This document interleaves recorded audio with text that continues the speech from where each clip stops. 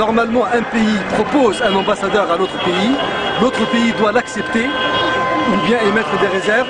Une fois l'acceptation est formulée, l'ambassadeur arrive dans le pays et attend que le président de la République, ou le président du Parlement, ou le Premier ministre le convoque pour lui donner son accréditation. Tout ça n'a pas eu lieu. La France a nommé un ambassadeur en Tunisie comme elle nomme un préfet dans n'importe quel département de France ou dans n'importe quelle région. Donc ils n'ont pas respecté la Tunisie en tant que pays.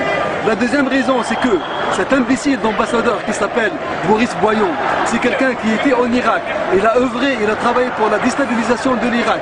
C'est quelqu'un qui était pour la guerre en Irak. Et c'est quelqu'un qui est contre la nation arabo-musulmane. Voilà les deux raisons pour lesquelles on veut que cet imbécile dégage. Donc pour que cet imbécile dégage, d'accord. Bravo. Donc, juste une question. Donc, nous, on a peur de cet ambassadeur-là. Qu'est-ce qu'on attend de la France exactement? On attend de la France à ce qu'elle assume ses responsabilités. La France est un pays ami avec lequel nous sommes liés depuis plusieurs milliers d'années. Ça ne date pas d'aujourd'hui. D'accord? Il faut savoir que Haroun al-Rachid, il conversait déjà avec Charlemagne. Il y a plus d'une millier d'années maintenant. On veut qu'il y ait entre nous une relation saine et dans le respect des deux parties. Mais juste, vous savez que Sarkozy avantage le problème de sécurité des islamistes. Donc c'est pour cela qu'il a envoyé peut-être cet ambassadeur. Non, mais Sarkozy... Qu'est-ce qu'ils attendent de nous? Qu'est-ce qu'on peut protéger? Sarkozy, c'est quelqu'un qui travaille pour les intérêts d'une partie bien déterminée que je n'ai pas envie de nommer ici.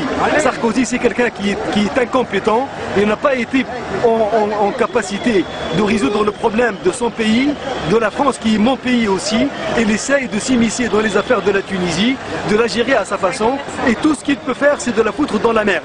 Il a foutu la France dans la merde depuis qu'il a pris la présidence, et il essaie de foutre la Tunisie dans la merde parce qu'il ne sait pas faire autre chose. Donc voilà. Le rendez-vous de demain, c'est quand? Rendez-vous demain à 15 h devant l'ambassade de France pour demander et exiger le départ de Boris Boyon. On ne veut pas de cet homme-là. Voilà.